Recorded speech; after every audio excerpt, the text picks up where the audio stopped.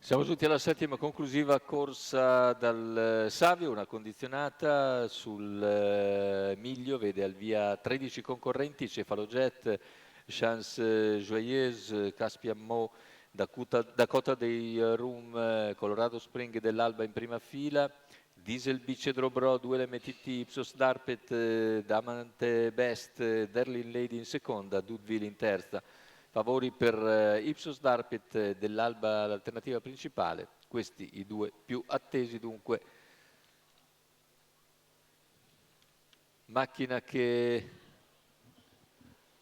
stacca, c'è l'errore di Colorado Spring mentre si lancia in avanti Dakota dei Rum che sopravanza in breve Caspian Mo. Veloce Ipsos Darpet dalla seconda numero fila. 7 Diesel B Mentre squalificato. ha sbagliato anche Diesel B. Numero 9 Duel MTT Poi squalificato. Duel MTT galoppa mentre intanto continua ad andare via di buona lena Dakota dei Rum che guida su Caspian Mo mentre rimane all'esterno Ipsos Darpet dopo i primi 500 metri di gara. E se ne vanno intanto i 600 con Dakota dei Rum in vantaggio. Passaggio davanti alle tribune con Dakota dei Rum seguita da Caspian Mo, poi all'esterno Ipsos Darpet numero con in schiena 2 dell'Alba. Chance Joyeuse squalificato. All'esterno c'è anche Cedro Bro. Squalifica intanto per Chance Joyeuse.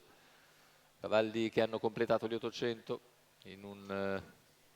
con un 32 e il chilometro ora se ne va sul piede dell'1:16,7 con Ipsos Darpet che insieme a dell'Alba va su Dakota dei Rum, in breve passa Ipsos Darpet ma c'è dell'Alba che incombe. Ipsos Darpet in vantaggio, dell'Alba che va al suo attacco quando siamo sulla curva conclusiva. Ipsos Darpet e dell'Alba alle prese. Ipsos e numero dell'Alba. 11 Diamante Completamento delle piegate, ingresso in retta d'arrivo con dell'Alba che insiste nella sua progressione, attacca Ipsos Darpet, si avvantaggia ai 100 finali e nelle battute conclusive aumenta ancora il proprio vantaggio per vincere nettamente dell'Alba e Filippo Monti. Secondo posto per Ipsos Darpet, al terzo Caspian Mo. Il successo quindi in 1:14,9 per dell'Alba che Filippo Monti porta al successo come neoprofessionista. Andiamo a rivedere le battute finali, la concentrazione di Filippo Monti che segue Ipsos Darpet nella sua progressione esterna e scatta sulla curva conclusiva per poi batterlo nettamente nel finale e vincere la sua prima corsa fra i professionisti. Filippo Monti a segno dunque con dell'Alba. Il training è quello di Ettore Vairani per conto del signor Giuliano Selva.